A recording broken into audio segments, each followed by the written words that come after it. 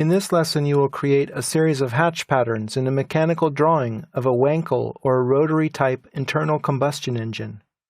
Hatches are used to fill closed boundaries with patterns of line work, and this helps to visually differentiate disparate materials or parts. Open the Engine 1 project file, and then click the Hatch tool, which is located right here on the Draw panel. You can create hatch boundaries with two different methods. You can either pick points and let AutoCAD try to determine where the boundaries exist, or you can manually select the boundaries. We'll try both methods. Click Pick Points up here in the Boundaries panel.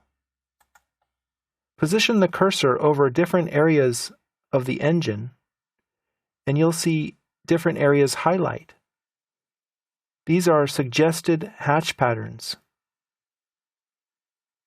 Zoom in a bit more, and position the cursor carefully between these two green arcs.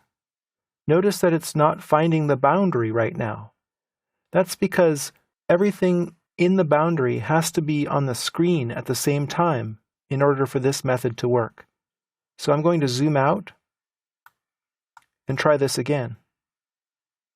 I'll position the cursor between these two arcs, and it found the boundary. I'll just click to create the hatch object. I want this to be an associative hatch object so that I can come back later and edit it. So make sure this is selected. Then click Close Hatch Creation, and you've created your first hatch pattern. Let's create another one. Click Hatch again, and this time, let's manually select a boundary. Click Select, and then click this red object here, and then click this magenta object here. The hatch pattern is created in between them. We can remove some of these voids in this piece of metal by selecting individual circles as well.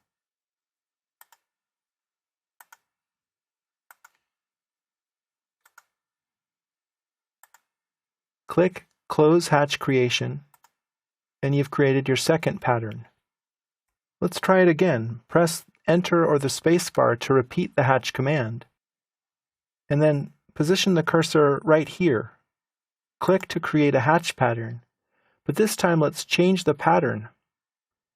Click this arrow to open a larger window where you can scroll through the hatch patterns. I'll choose ANSI 37 for a traditional cross-hatch pattern, but I don't see it on the screen. That's because it's too small. I need to change the scale over here. Highlight this number and try a bigger number. Let's try 10 and press Tab. I'm starting to see something change here on the screen, but it's still quite small. Let's try 50. Press Tab. There we go, we can see it now. Let's make it a bit smaller. Let's try 35. Enter. That looks better. You can also change the angle of the hatch pattern right here by dragging the slider. Click Close to create your third hatch pattern. Let's create another one in this cyan gear. Press Enter to repeat the command. And then if I hover the mouse here, it's not understanding that these are two different boundaries. Let's try selecting the objects. I'll select this inner boundary with the enclosing window, and I'll select the outer circle. Now some of the pattern is spilling through. Can you see that? I'll zoom in, and let's see why is that happening. It looks like right up here there's a gap, and this is why the pattern is spilling out of that cyan boundary. So let's close hatch creation and undo. We need to solve the boundary issue before we should use the hatch command itself. So let's isolate this cyan layer and work on it. I'll zoom in,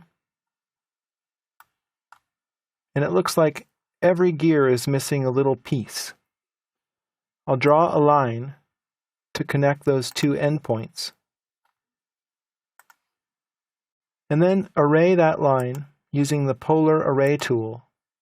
I'll select the line, enter, zoom out, and I need to specify the center point of the array. Hold down Shift, right-click, and choose Quadrant. It happens to be right here on the inner edge of this circle. You can count the gears, but I'll save you time and tell you that there are 24 of them, so type 24 and press Tab. I don't want this to be an associative array, I just want to create a number of lines. So I'll leave that unchecked and then click Close Array. Let's zoom in over here and see if it worked. Yes, it appears to be continuous all the way around now. The next thing we need to do is form a closed boundary. Right now these are separate objects. So go to the Modify panel and click its Slide Out, and you can find the Join command right here. Then create a window around all those gears and press Enter. Now it looks like it joined some of them, but it didn't get them all into one object. Let's try Join again. And this time it worked. Great. Let's exit isolation mode and then use the Hatch tool again. Select the inner and then outer boundaries, and let's change the pattern. Scroll down and choose Dots. You can change the amount of hatch transparency if you'd like, but to preview that on screen you have to turn on the transparency toggle on the status bar. So let's try that again. I can fade it out or fade it in. Let's change the color to white. Now that's a bit too bright. Perhaps I will fade that out a bit. And then I'll click Close.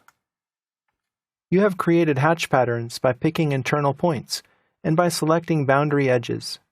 You have also joined objects to create a closed boundary and have altered hatch creation properties in selected hatch objects.